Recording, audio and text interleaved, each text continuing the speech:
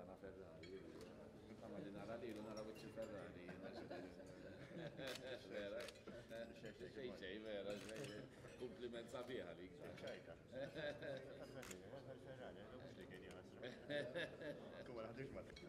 Għandhom żewġ mantiji. U kien jafu jagħti ministru somma ejja niltaqgħu u dan skopri li kellu Ferrari minn dawn il-Ferrari.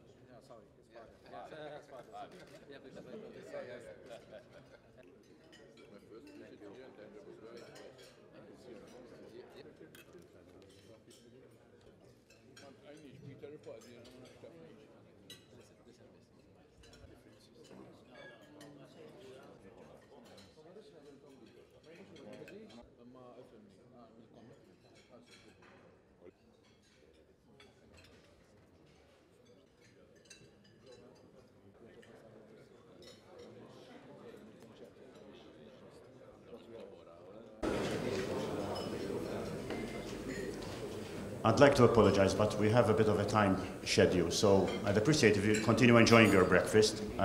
Few people have been held up in traffic, usual circumstances in our island when we have the rain.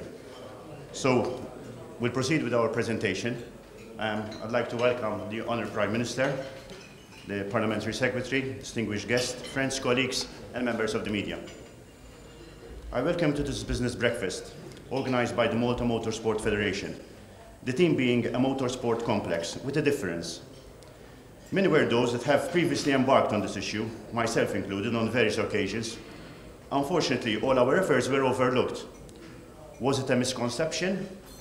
Taboo about motorsport? One has to think about that. Apparently, the people at the back are not getting my voice well.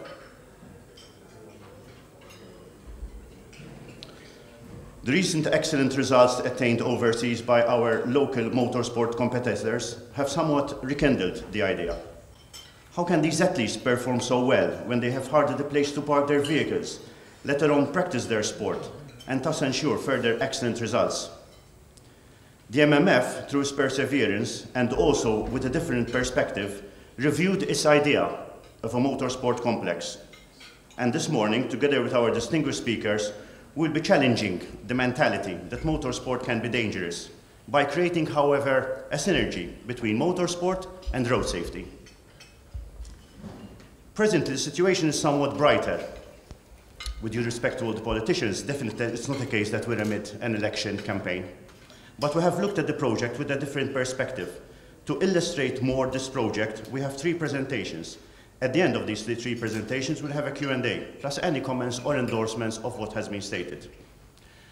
We promise you that by 10 o'clock, we should be finished, let alone the coffee would definitely have gone cold by that time. Our first speaker is Mr. Peter Hansen.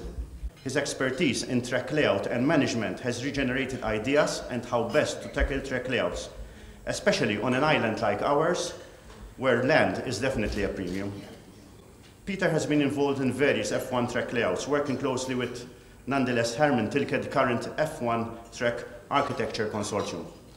I'd like to invite Peter Hansen to come up and do his presentation.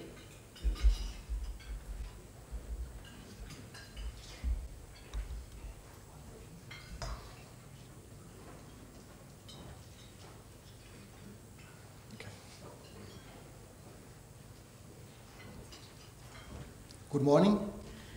My name is Peter Hansen. International Motorsports Management are international consultants to Malta Motorsports Federation. And we are working with the MMF on strategies, conceptual planning and feasibility for the development of the motoring complex in Malta. Malta Motorsports Federation is affiliated with the FIA, the International Motoring Federation. The FIA regulates international motorsport, and mostly when you hear or read about the FIA, it has something to do with Formula One. The FIA is much more than that. as the organization invests a very significant amount of the money it gets from motorsport into road safety, research and development, and this also benefits its members in each country. The MMF is the sole recognized and affiliated body of the FIA in Malta. This project is not only about road safety and motorsport. It is about a multi-purpose facility which will serve the community as a whole, including new employment and education opportunities. Moreover, it will also provide opportunities for the tourism industry, as events-based tourism is a growing market. We are mindful of the social responsibility we have in developing such a facility, and people from all walks of life will have access to the facilities. The circuit will be open to the public at set times, probably most evenings. Anyone can come and drive their own car in a controlled environment for a small fee. This is very important as it provides a venue for people to try to hone their skills as drivers. But more importantly, it is also a place where anybody can drive at speed. Unfortunately, we see a lot of illegal racing on our public roads. Not only is it a nuisance, it is also dangerous, but people have nowhere else to go, and we need to change that. Driving schools is another matter. Driving instructors have no facilities other than public roads where they can teach people to drive. They also use parking lots, and using a parking lot may teach people to drive around cones and park cars neatly, but that's all. It is fundamental that in order to obtain a driving license, a certain amount of time must be spent on a driving course in a purpose-built facility where people can learn defensive driving and how a vehicle reacts in different conditions. For example, someone who gets a driving license in May, having only ever driven on dry roads, will have no idea what it is like to drive on our slippery roads when the heavy rain comes in October, or for that matter, on a day like today. And they are likely to be accident prone as a result. If they have gone through a course in the training center, they would also have been on the wet surface area, and they would understand the danger and be much more likely to avoid being in accidents. Road accidents can be costly, both in money terms and traumatic terms. Hospitalization and insurance becomes involved, a direct and indirect cost to the society and individuals, and it is a society and government responsibility to do something about it. Simple as that. As a whole, this is also a great opportunity for Transport Malta, and maybe even some of their facilities could be located at the site. But of course, this is a discussion for another day.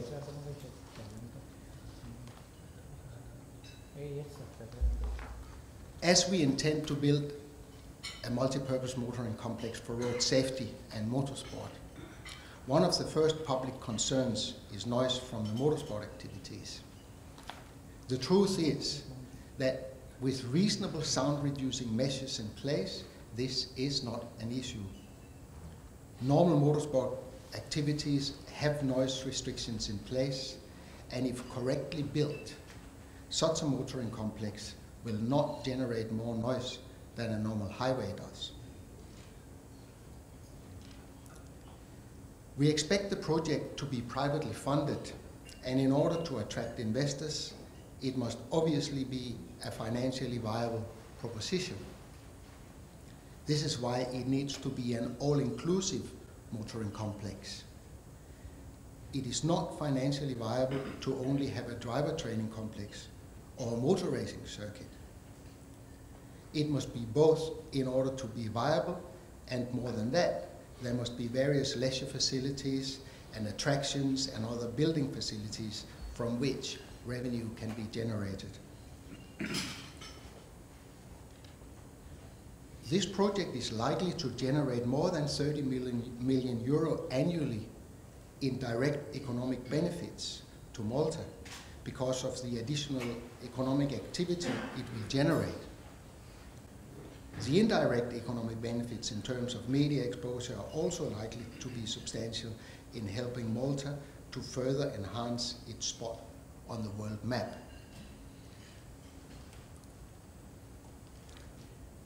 We've discussed land allocation with the government, and we hope to take up those discussions again in earnest immediately after the election.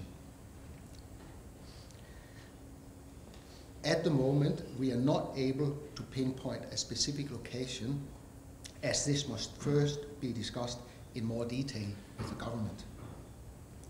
MMF has worked on this project for quite some time and had many meetings with various government departments. We have also produced a substantial amount of briefing documentation, including project description and expectations. Now we ask the government to act, as we do not want this to drag on forever. We need to move forward. Malta badly needs such a motoring complex, especially to provide driver training, so we can get better and safer drivers on the road, which is a just and reasonable expectation of modern society. The land allocation for this project must be fast-tracked by the government as a priority. This also includes various assessments and relevant permits. It is no longer sufficient just to talk and make favorable comments on this being a good idea. It is time for action. For each day we wait, we are exposed to dangers and road accidents which could potentially be avoided if we had the right facilities. Thank you.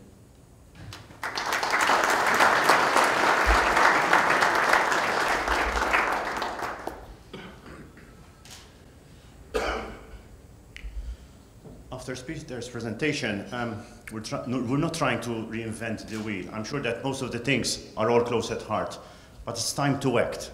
Time has passed. I believe that over these years we've lost a lot of good opportunities, even from foreign investments, and I think it's time that we really act. And I think this new idea, that the way that we're looking at this complex, maybe it's a bit different from what we've been stated earlier, but for sure, we definitely have people on board who maybe looked at motorsport in a different concept. We move on now to our second presentation. We have nonetheless Mr. Norbert Filippic. I hope I've pronounced his surname well. It's a bit complicated. That's what he's been telling me yesterday. He's a professional instructor and driver teacher. Between 2003 and 2006, he was managing director of 2 driving safety centers in Austria. In 2007, he joined Test and Training International, supporting the company as member of management. Test and Training International has become the world-leading provider of road safety training, with numerous road safety training centers in Austria and beyond. Franz Wurz, which we welcome him here, the mastermind behind Test and Training International, who is also present, had a successful career as a rally and rallycross driver. Franz de Guara, please note. With several, spent over different titles within his European titles.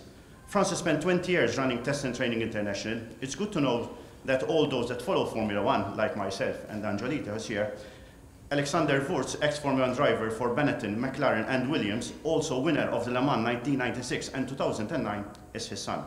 So we know that the pedigree was well from conception. So for sure, we're all in very good hands. I'd like to invite Norbert to do his presentation regarding what we've been discussing.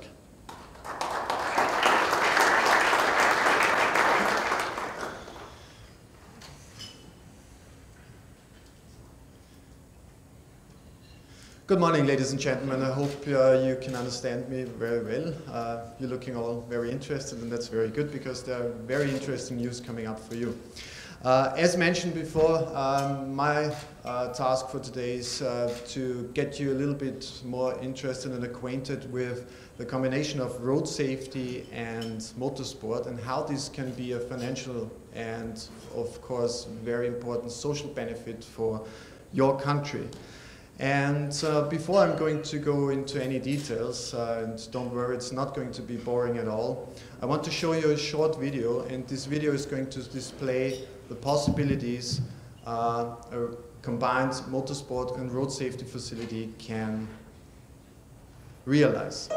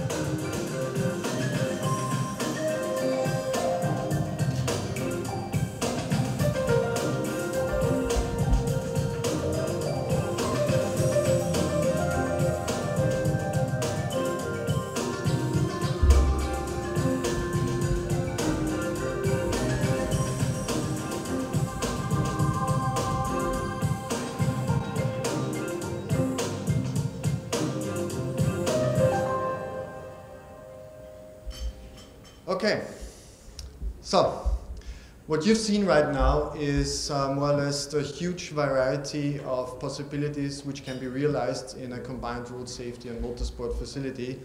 And the first question which maybe can come into your mind is, how is this coming together? How can road safety help sport and how can motorsport help road safety?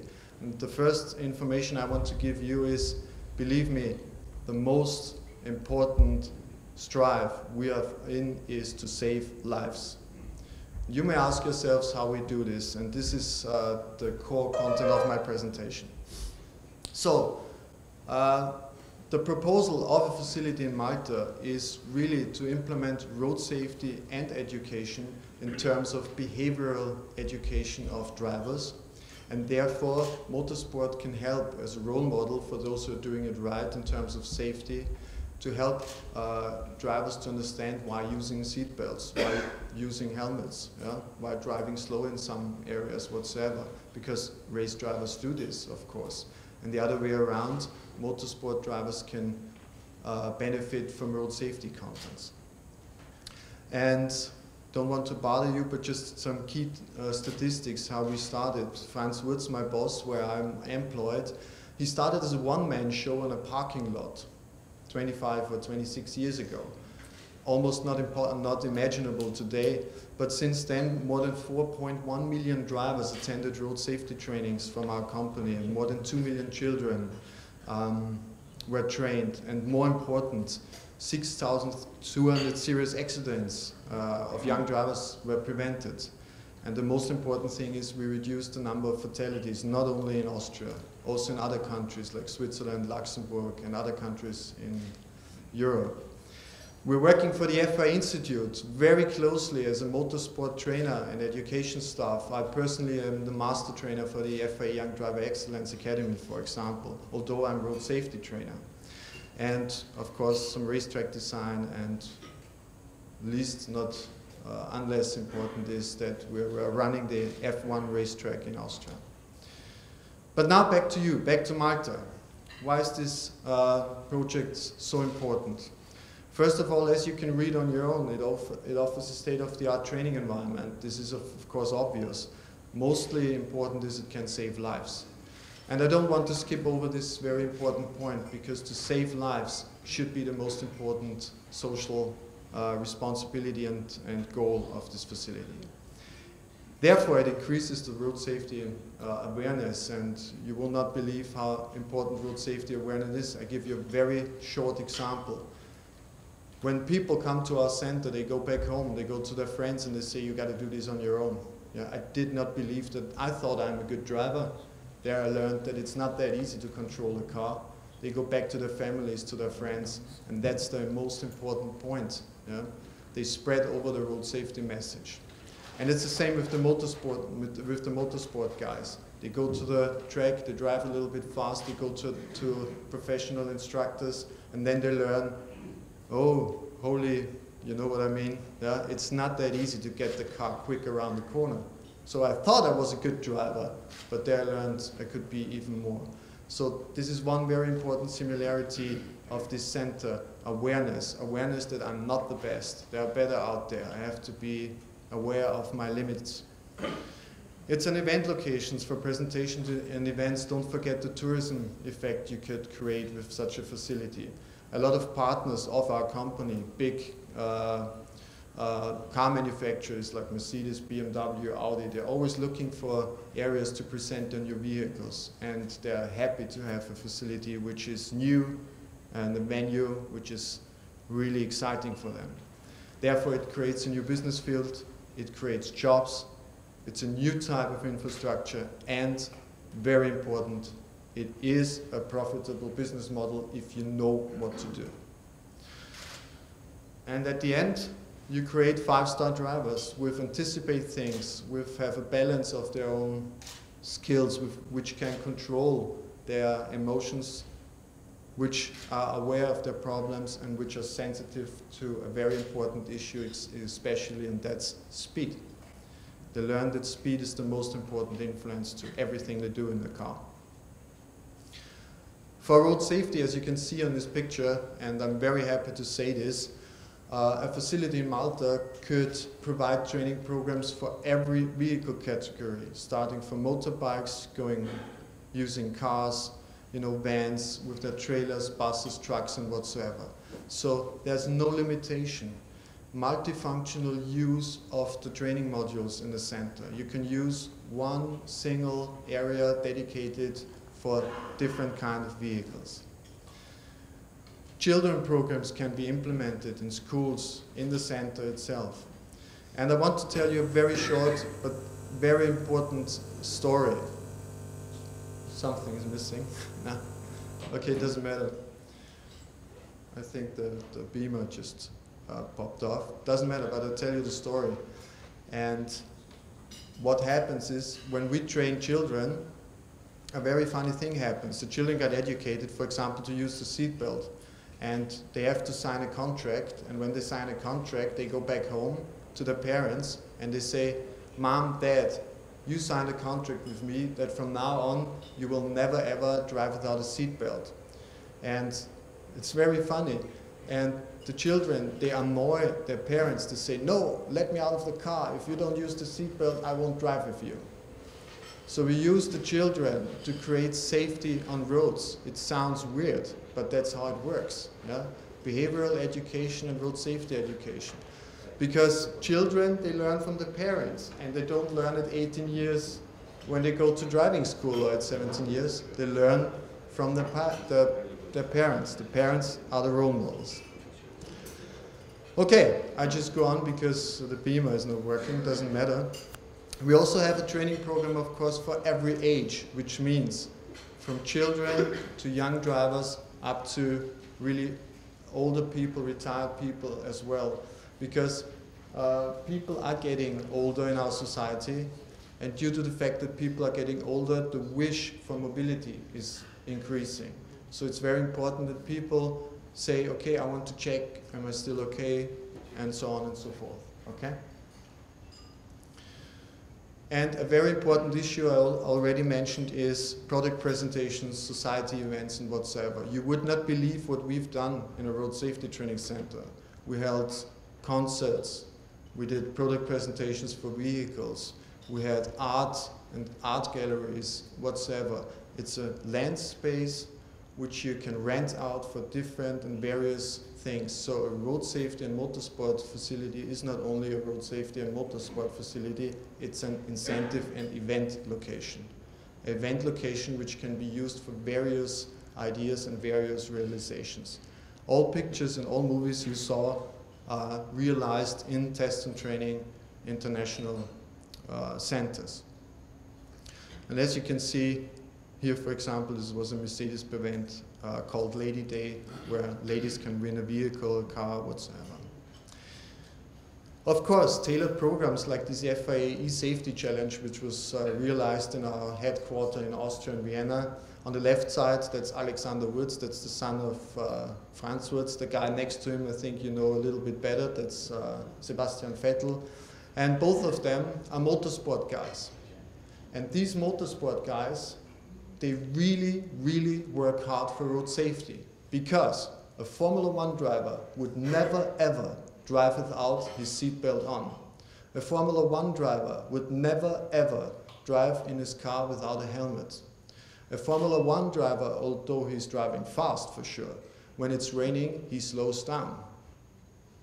It sounds stupid, but these similarities are used, these role model similarities are used for the road safety training. When people think that it's going to start to rain, like Mr. Hansen said, and I can go with the same speed, they're wrong. And that's what the role models from the motorsport are going to tell the people.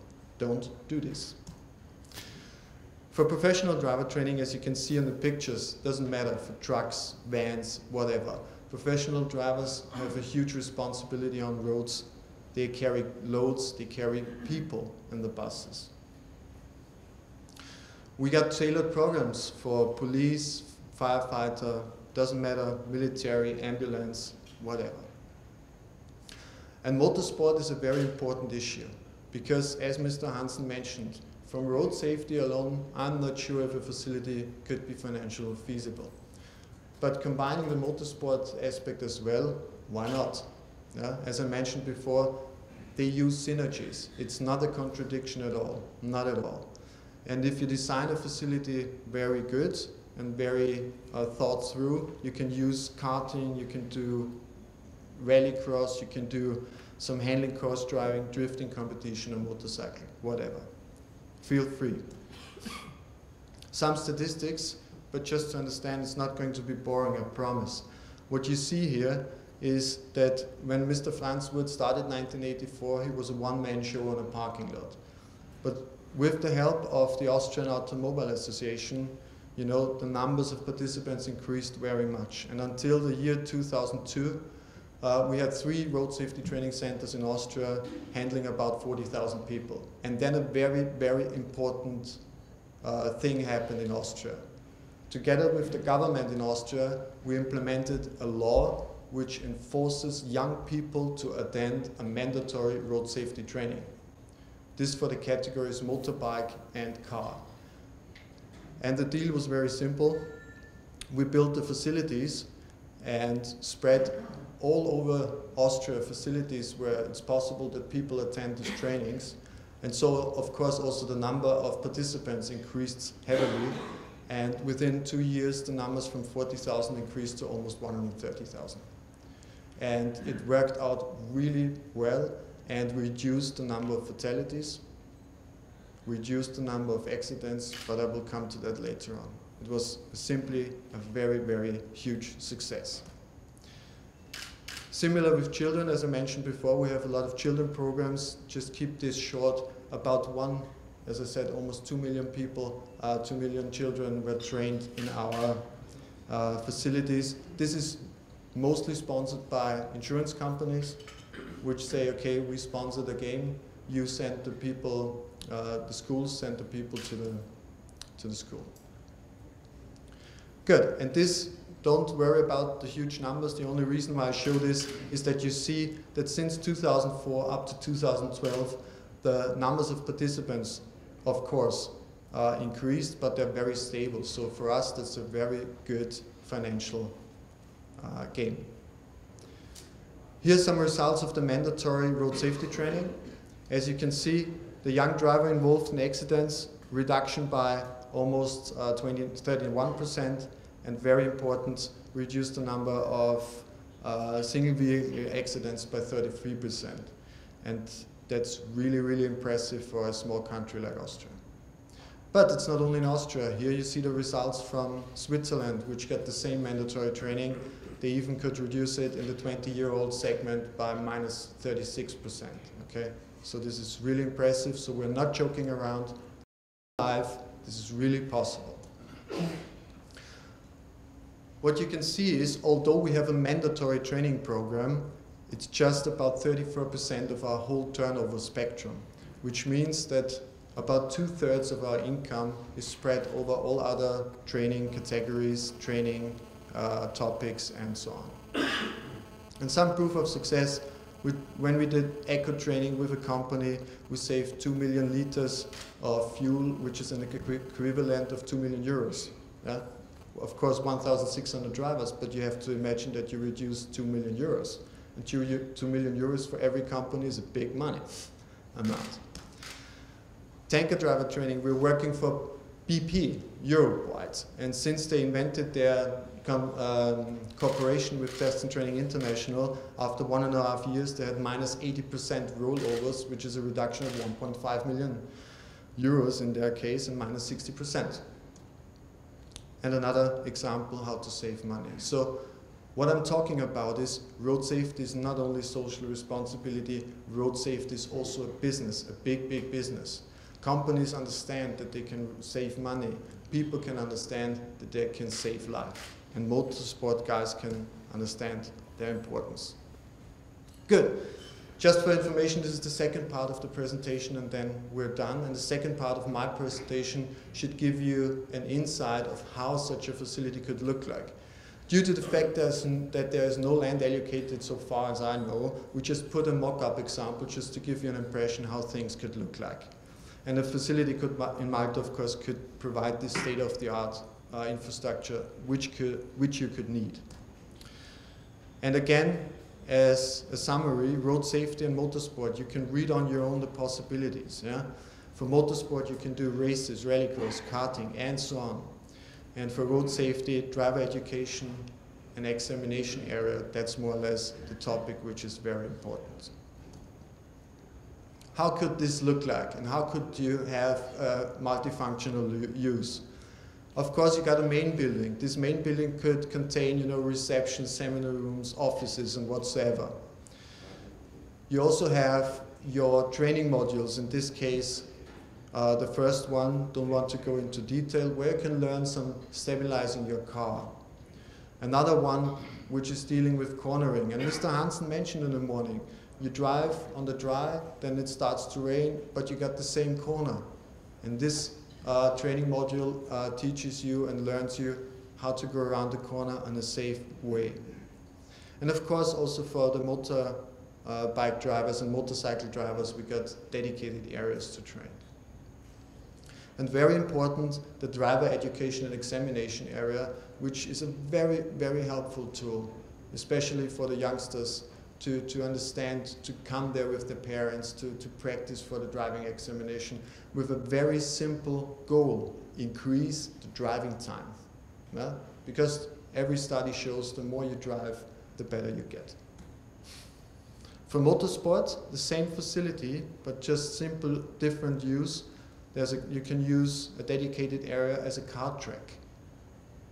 You can have a short one and a long one.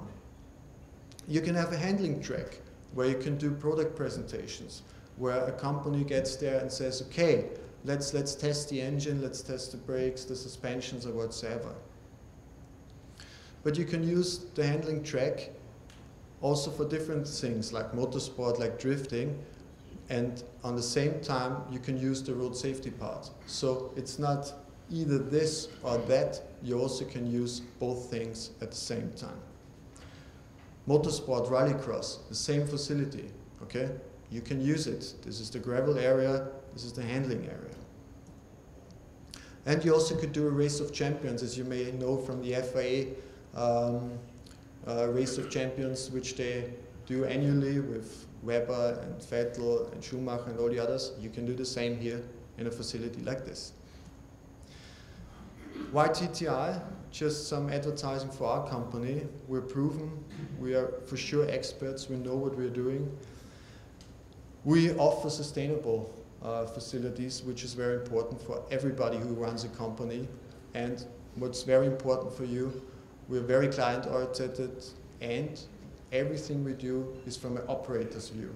I was introduced as a manager of 2 road safety training centers. Franz was the CEO of more than 10 road safety training centers in Austria and brought the idea of more than 30. We know what it takes to run a facility to be financially feasible, because I could not afford as a manager of a road safety training center to go bankrupt. That's not possible. And all our facilities are running worthwhile. Ladies and gentlemen, thanks for listening to my presentation. I hope it was interesting for you. Thanks for being here in Malta. If you have any questions later on, I'm ready on. Thanks you.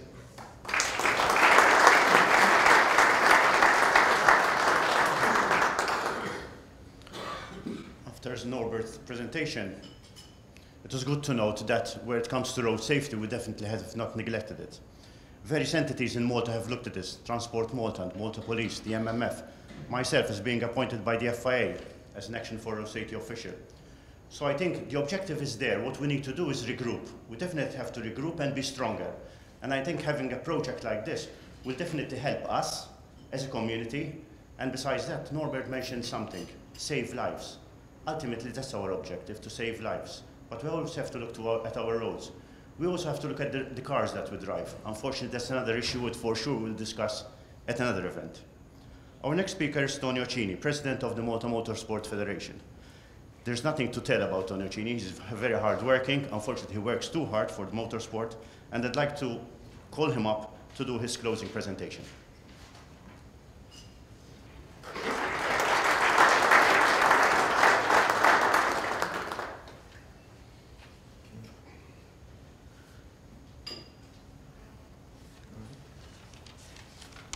Thank you, Pierre.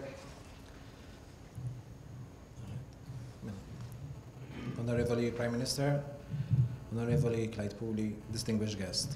Please allow me to start my short message to show my appreciation to Peter Hansen, who is our circuit consultant, and Norbert for this, from Testing and Training International for supporting the Federation. And after hearing these 2 presentations, we feel, MMF feel that we are proud that we have managed to achieve so far and to bring such high-profile personalities to talk to us through such projects.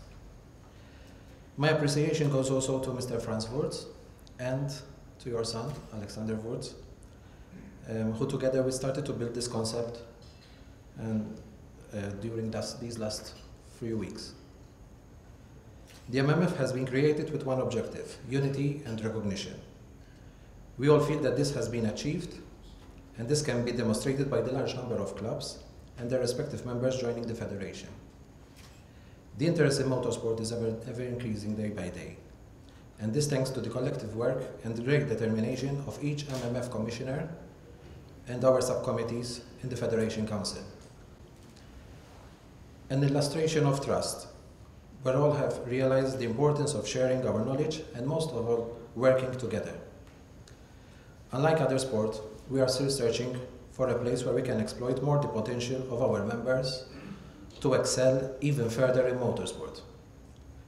We have now gone beyond, because we are talking about a national concept, where not only the racing drivers will play, but we, the motor enthusiasts, are offering you a way forward, which we believe is the best solution for the multifunctional utilization of the land.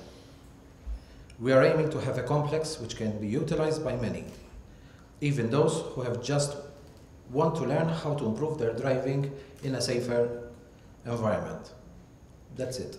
One facility, 2 words. We can prepare our new driver for our roads. We can have advanced courses, as Norbert was saying earlier, mentioned, but most important, we can have a place that we can call our own. But with a difference, our own is everyone, and not that club member that wants to race on weekends only. As Peter mentioned earlier, we cannot wait for another 30 or 40 years, so that a suitable land is earmarked and committed for this project. Government needs to address this issue, and the fact that the 2 major political parties have listed in their political manifestos this target means that we are talking business. Therefore, we urge you all to analyze what have been delivered today. Seek what your company or entity can get out of this, and think positive that this project is doable. We are more than convinced that this project is doable and sustainable. But most important, it will be beneficial to a lot of people. We can help to reduce accidents, we can save lives. We can contribute in the educational sector, with the tourism sector, and the employment sector. We, the MMF, will continue with our mission to serve and enhance this wonderful sport of motorsport and this road safety concept, as soon the elections are finished. MMF is committed to keep on preparing for this project by training its officials with the support of the FI Institute and Il Conseil Maltese Sport. And I here thank Mr. Bernard Vassallo for your support, Honorable Clyde Pooley and Mr. Angelito Chiberras for supporting the Federation and their members during these past 5 years. Our programs will continue in the coming weeks, and we have young drivers going to England to train in an international circuit there. Finally, I come to conclude to thank our main sponsor today, who is Cars International, here represented by Ryan Buttigieg and Matthew Fenech. Thank you for believing in our federation and our project. I would like to also thank Times of Malta, who also contributed a complimentary paper to each guest here, to Jackstream, who are filming this breakfast, and all those who are supporting and believing in this project. In conclusion, also to the Honorable Prime Minister, who has accepted our invitation. Thank you also to your party, who has considered and approved this concept in your manifesto. Also to Alternativa Democratica, here represented by Perit Carmen Cocopardo, who we met and we discussed at length this issue, and they also are supporting this project. To the Labour Party, who unfortunately they are not here because they have another activity in the same time of this business breakfast, but they promised that they will be attending a forum that we are doing also this evening. And to each person, individual that we met in these last 2 weeks, especially Transport Malta, the motoring schools, the insurance companies, and all the others who, in a way or another, we met during these last 3 weeks. Thank you very much, and thank you for joining us here.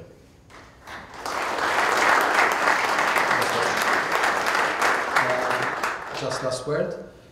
Since this activity is under the campaign of the FIA Action for Road Safety, I am hereby asking my colleagues to distribute a letter that President Jean Todt has sent to all of you in regards to this business breakfast. So I will ask my colleagues to distribute this letter. Thank you very much.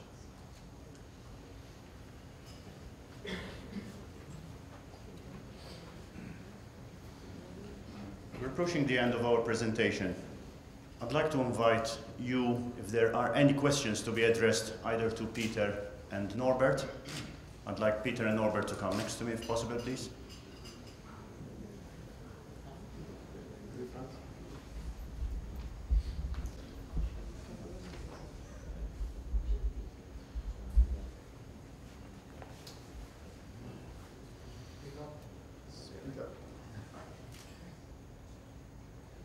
Kenneth, yes? I just wanted to thank you first of all for the presentation. I met with Peter on other occasions. I'm just curious as to the duration, assuming there is a goal for this, what sort of duration would you anticipate for it to start and be completed?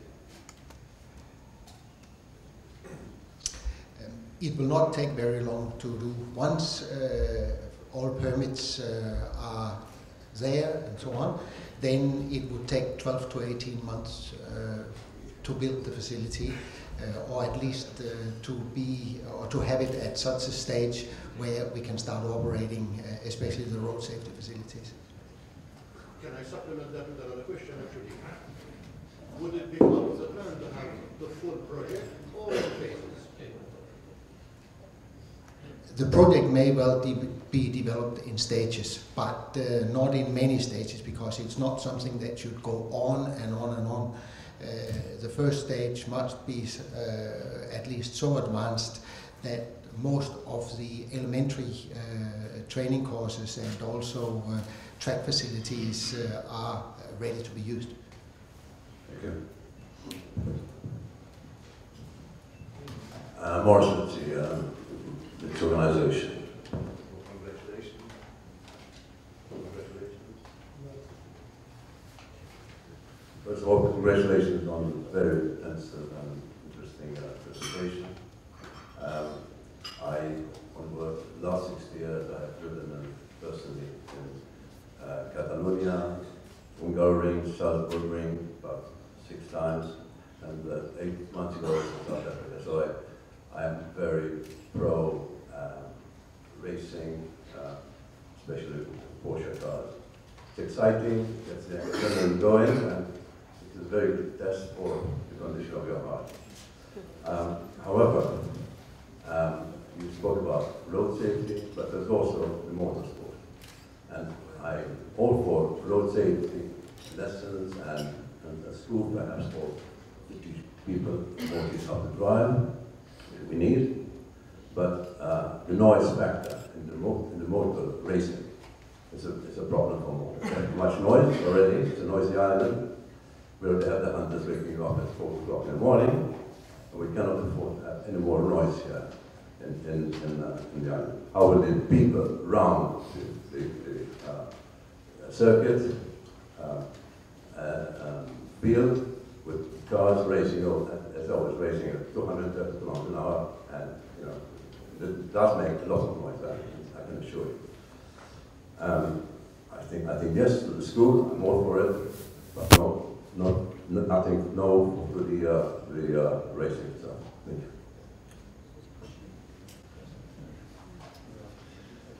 Okay, just to repeat your question, I think your question is how can you avoid noise pollution? Was this your question, more or less? Okay.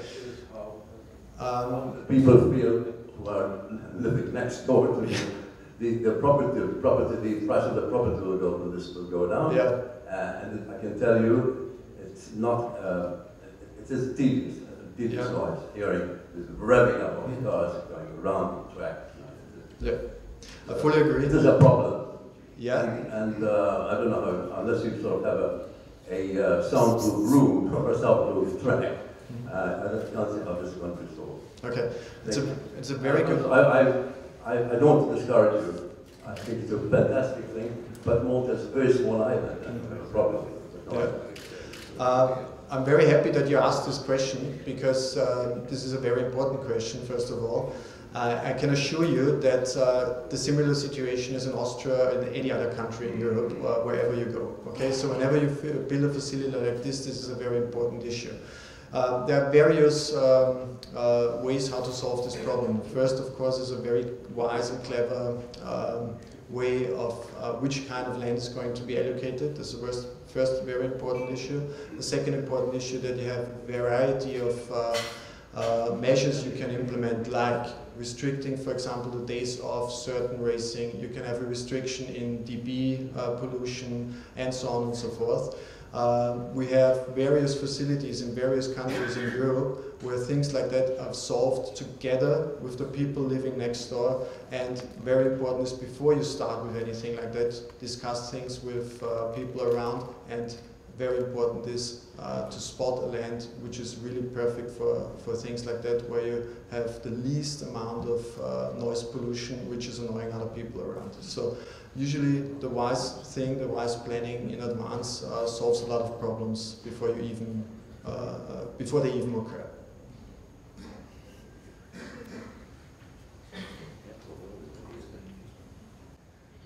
My name is Jared Zamit.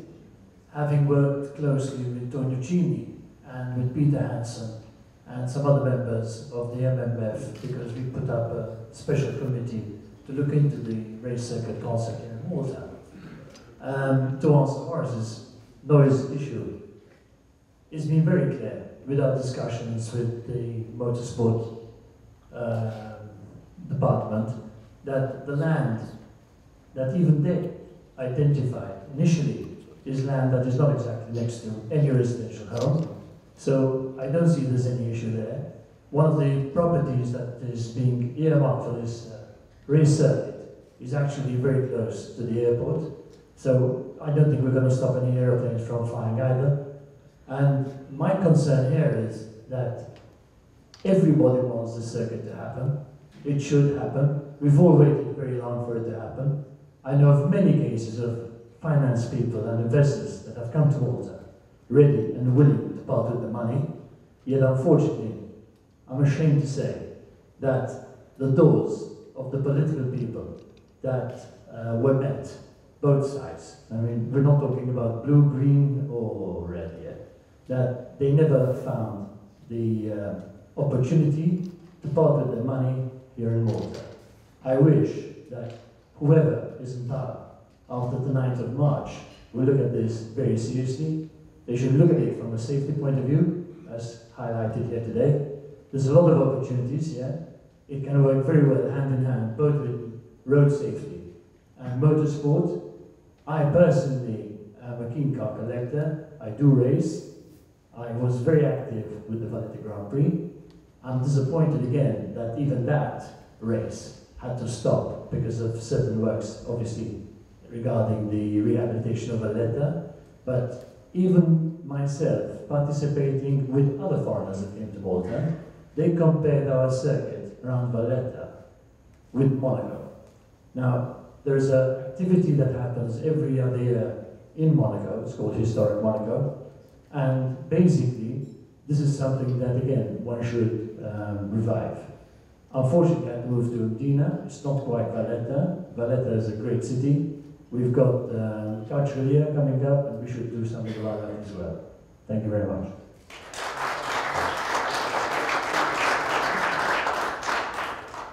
I thank you. Jared, one comment.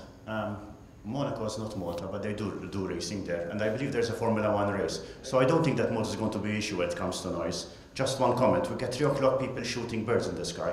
So for sure, let's get this project done with. To conclude our presentation, I'd like to ask Dr. Gonzi to take the podium to share with us a bit of words to conclude this interesting business breakfast.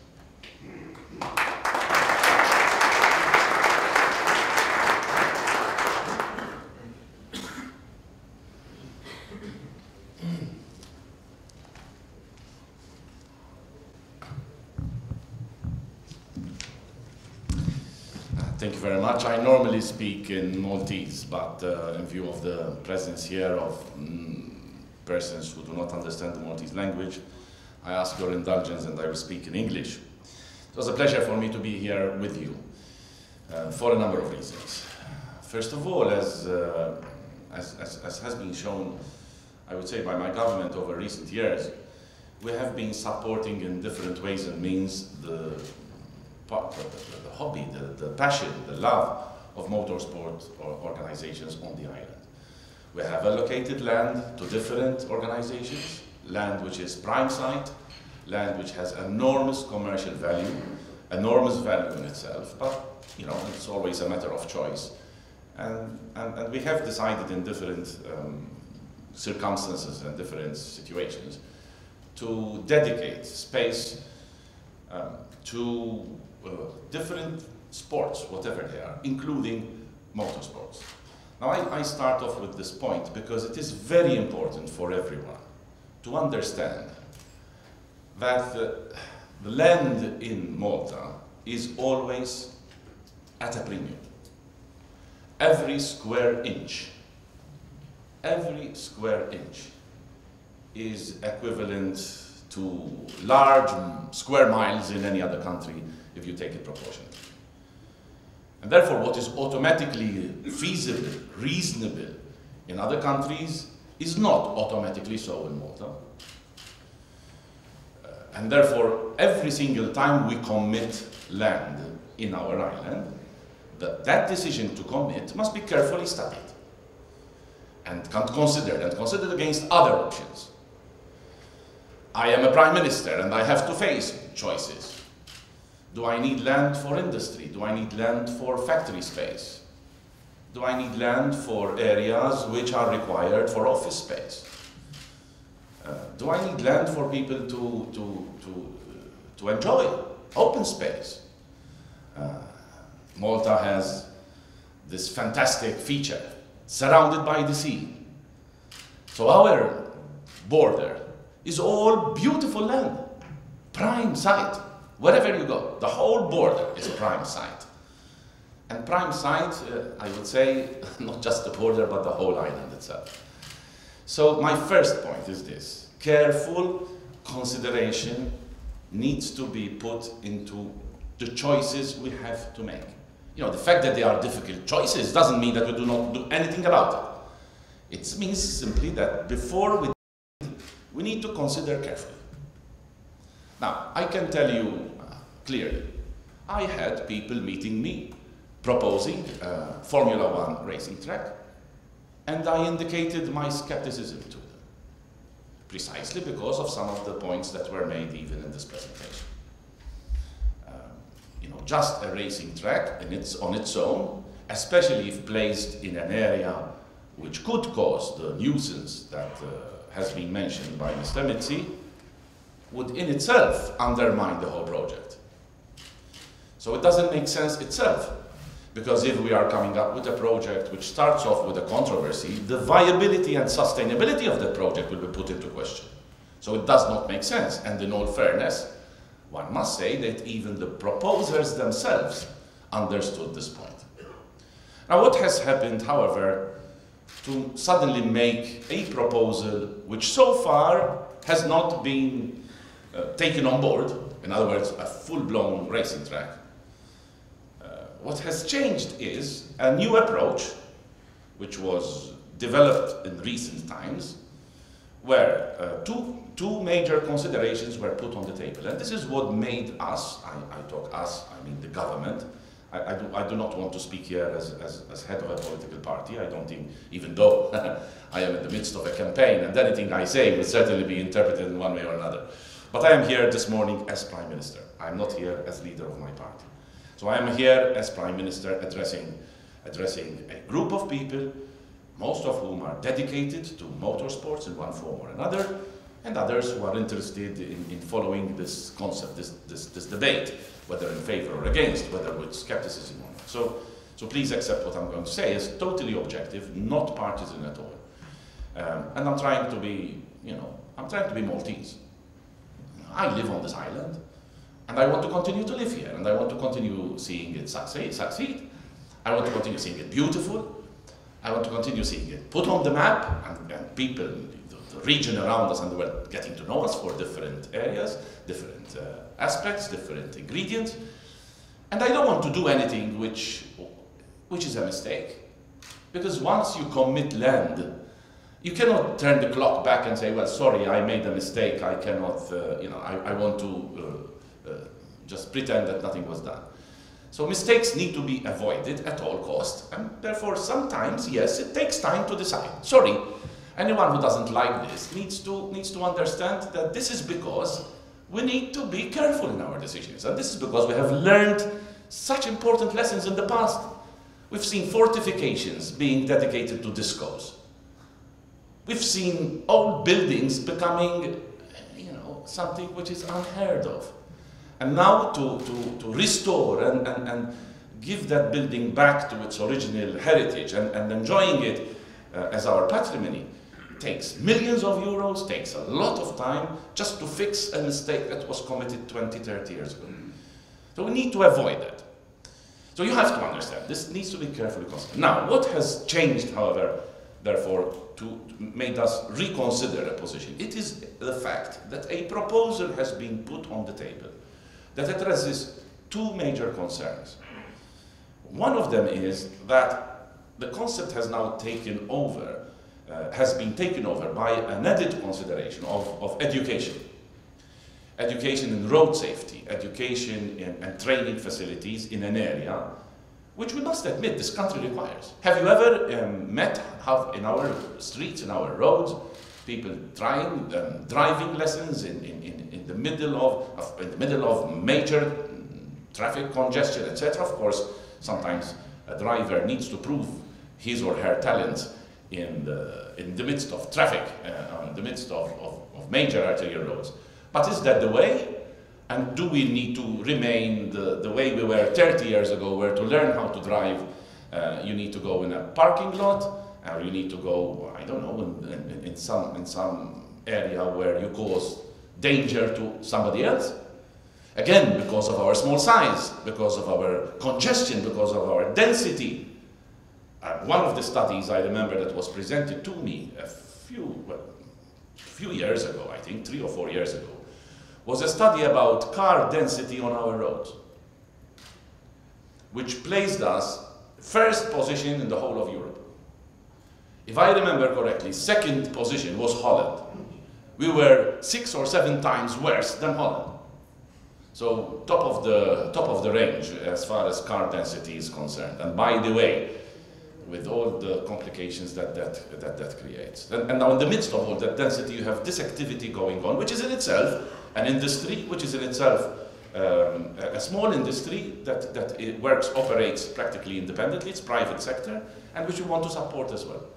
So the idea of coming up with a concept that includes a new, or rather not a new, but a more modern, more well thought out facility that trains, educates, but also entertains. And we have this. We have facilities spread around the island where I know companies who want to, organize training courses for their own staff, include in those training courses events that take place in racing circuits in Malta. Small go-karting, small facilities, and this is part of training programs. So if we can upgrade all those facilities and create something that is holistic and addresses a number of issues, then it starts to make sense. Now, I must admit as well, I have always insisted with everyone, whoever comes with these fantastic ideas on my table, show me the feasibility. I want to know if this is going to work from a business point of view. Will it be sustainable, or will you be knocking on our doors every single year, where if the government doesn't fund us, we are going to close shop? And that is unacceptable. So if it is true that this concept is in itself sustainable, interesting to the private sector is prepared to invest, there is a projected cash flow which indicates that the project is doable, it is financially viable, then yes, we will consider it. Of course, the project will have one big advantage, because if government is going to allocate land, well, you have your first major capital investment requirement, which is not private, it's public. So there is the contribution there. But okay, we're prepared to see this. And from what I've seen so far, but I need to see more, at this stage, from a concept point of view, I have myself changed my position and considered this proposal with a holistic service there, including the road safety and training facilities, as a concept that can be carefully considered, should be considered, because it is a requirement which we need on this island. The next phase is to make sure that it is feasible and viable. However, before these first and second phases, there is a major consideration. And the point made by Mr. Mifsud, which was well addressed by Norbert, I think, but I'm sorry, I could not get your surname. I stopped on your first name, if you don't mind. But the point made regarding noise pollution is a major consideration. Yes, I agree. And unless we are convinced, and I am sure our authorities, including MEPA and all the rest, are convinced that this will not create noise pollution, then it will only take off the ground, and we can only move forward if there are real solutions to this issue. And I think there are, which we can cushion as well, as has been, as rightly pointed out, by the choice of the area. Of course, it depends where you put this facility. If you put it close to an inhabited area, you're going to face these problems, and therefore the solutions will again mean, will the project remain viable? Will it remain sustainable? Problems can be sorted out, but there's always money being put into solving the problem. And then the question arises whether the whole project will remain viable. But again, the indications I have are that there are solutions, and the location of one site which we are carefully considering, and I can confirm that we have identified an area which I can say is, oh yes, close to the airport, is something that could fit into the whole concept of this proposal. Otherwise, had I not been convinced, or had we not been convinced of all these parameters, we would have continued to explain to everyone that there are difficulties in implementing this project. At this stage, I think you have come up with an innovative way of putting something forward to Malta that is an added value for us. And the added value would be all the other benefits that were listed in the presentations. So it's not only about the motorsport, but it's also about the entertainment business. It's also about, in a sense, a certain level of tourism or niche tourism that could be attracted to this project if managed well and marketed well. And the fact that this proposal now has the backing of international organizations of repute and with a lot of experience, as you have seen even in the presentations, that in itself is already augurs very well for the whole feasibility and viability of this proposal. So I don't want to take too much of your time. I just wanted to pass these few remarks to you. But I do sincerely think that now, once the elections will be over, we need to take this project forward. Again, please, I urge you to work on the financials of this.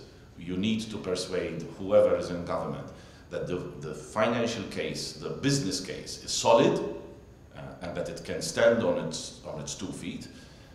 The land will have to be analyzed very carefully from an environmental point of view, and by environmental I mean as well noise pollution, and it needs to pass all those tests. And then, if all that fits in together, I can assure you this will be a project which Malta will be proud of. So thank you very much.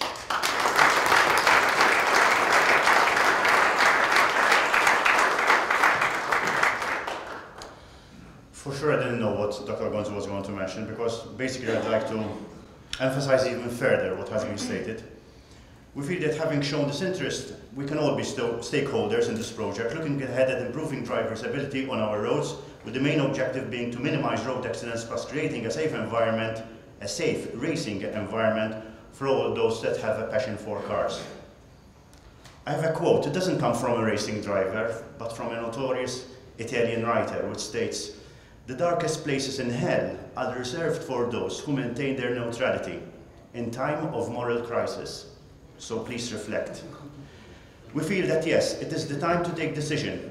Many were those that turned a blind eye on ambitious projects where motorsport was mentioned, but now it's time to stand up and be counted.